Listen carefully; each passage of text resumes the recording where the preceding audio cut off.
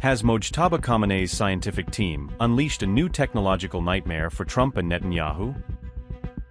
Iran has revealed a powerful new weapon even before the dust could settle on the 40-day war. Iran claims to have grown a literal brain made of living neurons, a psychological operation or a genuine breakthrough. Why Iran's so-called artificial brain could transform the modern battlefield as we know it. Iran is rapidly upgrading its intelligence capabilities, even as the fragile US-brokered ceasefire hangs in the balance. Aside from advancing its missile and drone arsenal, Iran is now rapidly expanding its capabilities in next-generation intelligence technologies. Iran has reportedly developed an artificial brain capable of generating, processing, and learning from complex information. The laboratory-grown brain reportedly uses living human neurons, allowing it to develop learning capabilities similar to biological tissue. The revelations were disclosed by an Iranian official in comments to the state-affiliated outlet Mehr News. The breakthrough is being described as Iran's entry into the global race to develop organoid intelligence technology. Iran has reportedly acquired the capability to culture living nerve cells outside the human body for advanced research. According to Mehr News, these cells form neural networks capable of learning in a manner similar to neurons inside the human brain.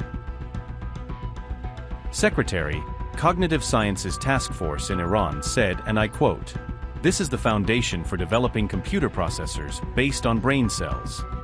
These two advantages have made the shift toward cell-based processors a global need and priority. Our country is moving at the same pace as other leading nations in acquiring this technical know-how." End quote. A member of Iran's Cognitive Sciences Task Force also outlined what he described as the key advantages of the laboratory-grown brain. The artificial brain reportedly delivers significantly faster processing speeds, while consuming only a fraction of the required energy. Officials claim the technology is vastly more energy efficient than conventional silicon chips, which consume nearly 1,000,000 times more power.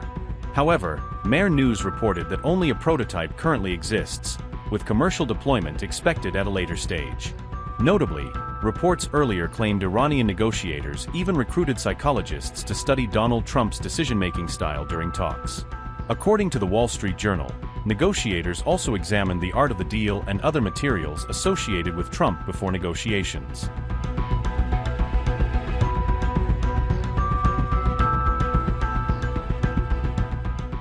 The announcement comes as tensions between Tehran and Washington continue to rise despite the signing of the Memorandum of Understanding.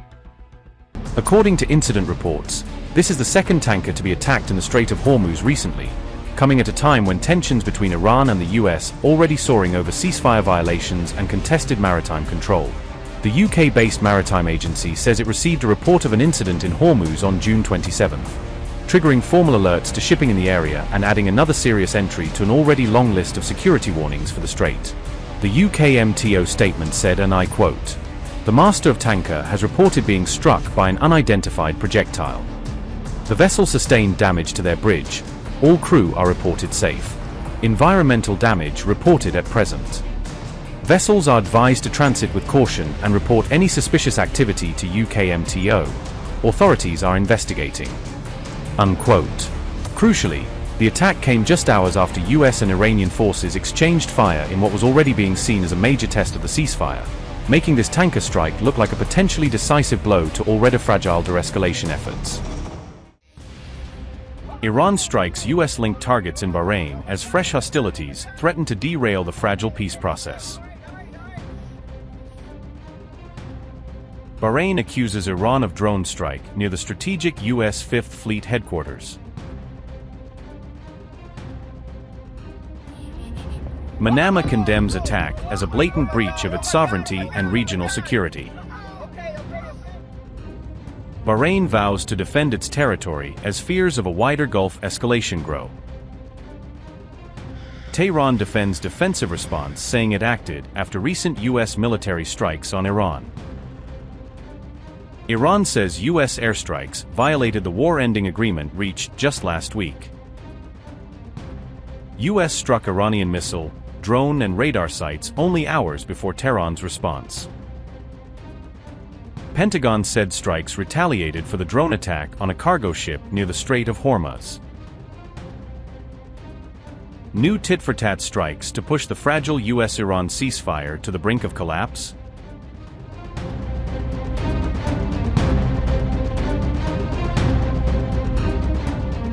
Mr. President, you said that Iran violated the ceasefire. Yeah, Will they face any consequences? Well, you'll find out. Do you consider the ceasefire to still be in place? I don't like the fact that they took a shot yesterday, actually 4, we knocked down 3, at a ship. Not an Allied ship, but a ship, a very expensive ship. And it was fine, but it took a little beating.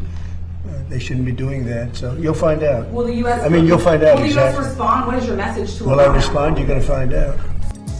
The US-Iran ceasefire is now facing what could be its biggest test since the agreement was announced. Iran's IRGC claims it carried out retaliatory strikes against US military targets in the region. Tehran has accused Washington of violating the peace agreement, raising fresh concerns about the ceasefire's future. IRGC's statement read, and I quote, "According to Article 5 of the Islamabad Memorandum of Understanding, arrangements for controlling transit and movement in the Strait of Hormuz are under the responsibility of the Islamic Republic of Iran. However, the United States, by inciting various parties, sought to violate this commitment, and an appropriate response was given, and it will be the same going forward. In the event of a repeated act of aggression, our response will be broader than this." Unquote. An Iranian official has condemned the US attack, calling it a reckless violation of the ceasefire agreement.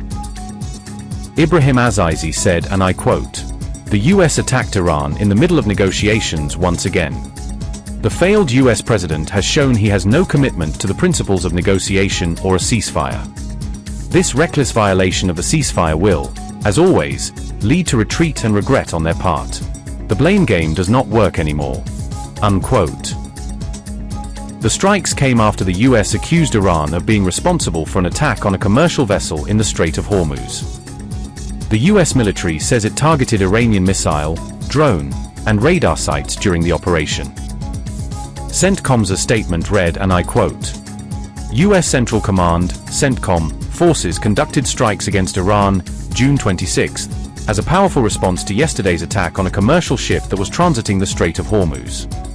US aircraft struck Iranian missile and drone storage locations and coastal radar sites after Iran hit MV Everlovely on June 25 with a one-way attack drone. The Singapore-flagged cargo ship was exiting the Strait of Hormuz along the Omani coast at the time of Iran's attack. The unwarranted aggression against commercial shipping by Iranian forces clearly violated the ceasefire. Furthermore, Iran's dangerous behavior undermined freedom of navigation as commerce increasingly flows through the vital international trade corridor. CENTCOM forces continue to provide safe passage coordination and support to commercial vessels transiting the strait. The US military remains present and vigilant to ensure all aspects of the agreement with Iran are adhered to, obeyed, and in full force and effect." Unquote. Iran has rejected allegations of attacking the commercial vessel, calling them false flag operations.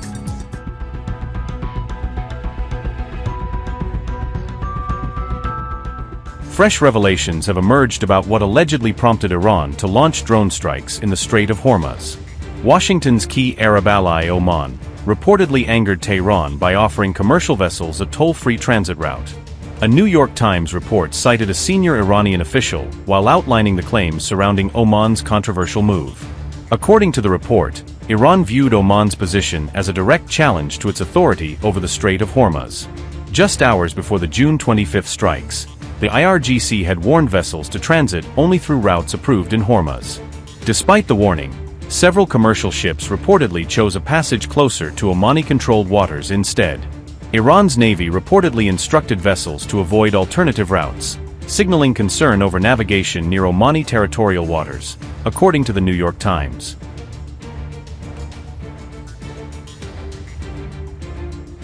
Oman has reportedly found itself caught in an increasingly difficult position between Tehran and Washington. The Iranian official also told the New York Times that Oman had come under American pressure to open alternative Hormuz transit routes. On June 25, the Persian Gulf Strait Authority, established by Iran to oversee Hormuz navigation, issued a fresh warning to all vessels. The PGSA said, and I quote, "In response to repeated inquiries, the PGSA announces, Any vessel transiting outside the routes designated by the PGSA will not be covered by the Safe Passage Guarantee and will not be eligible for insurance coverage or related liabilities. Any consequences arising from the use of unauthorized routes shall be the responsibility of the vessel's owner, operator, and master. End quote.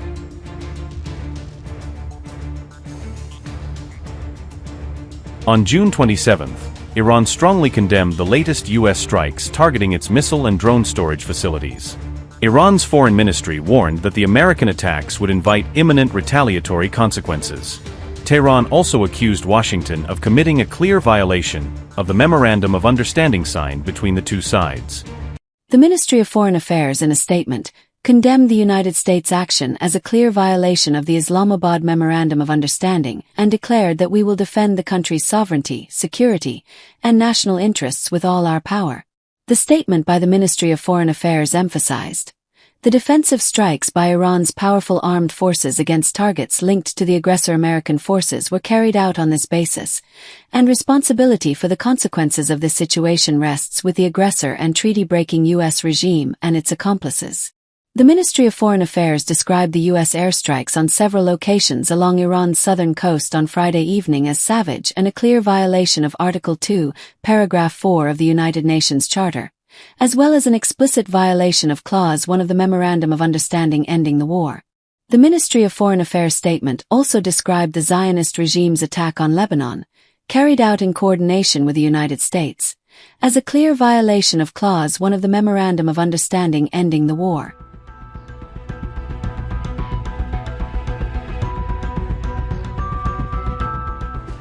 An Iranian hardline outlet accused IAEA chief Rafael Grossi of helping Israel gather intelligence on Iran.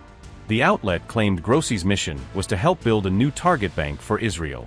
The accusation surfaced after reports of talks on the future role of nuclear inspectors in Iran. Reports also suggested Iran agreed to establish a nuclear working group during the Switzerland talks. Commentators claimed the return of IAEA inspectors could provide Israel with fresh information on Iran's nuclear sites.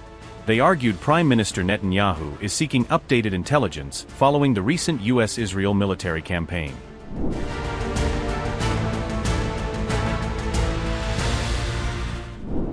According to Fars news agency, Iran will not allow IAEA inspectors into Fordow, Natanz, or Isfahan for now.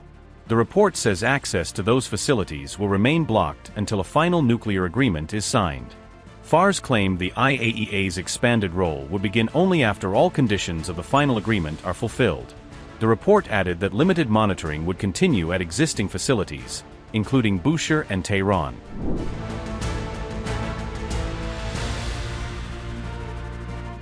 According to Fars, Article 8 of the MoU allows expanded IAEA supervision only after a comprehensive agreement is reached.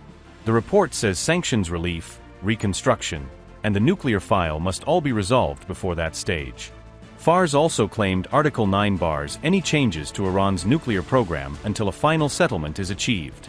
Under that interpretation, Iran will continue its current nuclear activities and existing inspection arrangements.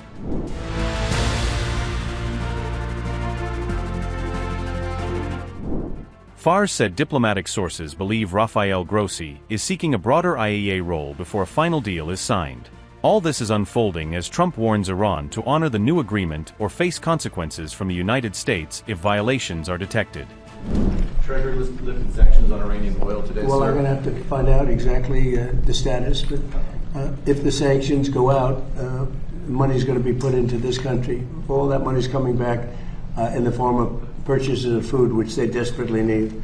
They have 91 million people. They can't feed them. So the money that we lift is going to go to our farmers, largely to our farmers. Can you ensure that the Iranians won't use profits from oil sales to rebuild their military? And just well, they're not supposed to be doing that, so we'll see, but they're supposed to use money to buy food for their people, because right now their people are very hungry, and they're buying it exclusively from us. Corn, soybeans, it should be a lot of money. I hope it's a lot of money. If the war with Iran could cause a worldwide depression, as you noted, Mr. President, are you willing to risk economic catastrophe and strike Iran again? Well, not the way I'm doing it. It's not going to cause depression. Yes, but if they don't abide by the Memorandum of Understanding. Supersedes depression. Depression's real bad. Nuclear weapon will cause depression much more quickly. The way we're doing it, we have the opposite of a depression. We're doing really well. The numbers are incredible. The oil is at a level that nobody's ever seen before. Oil prices are way down. I think they're very comparable to what they were. Chris, I don't know, pretty comparable to what they were before we started. Right? They've returned most of the way back down. Yeah. So if Iran does not abide by the MOU, are you still willing for strikes? And does it cause a depression? I said it could cause a depression, right? And I said that I don't want to be Herbert Hoover.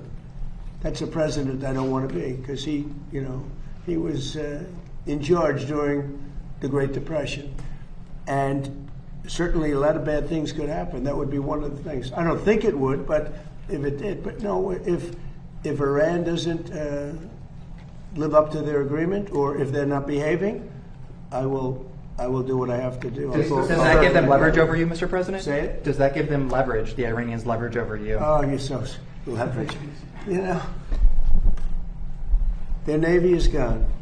Their Air Force is gone. Their leaders are all dead. Their whole country's a mess. Their economy is shot.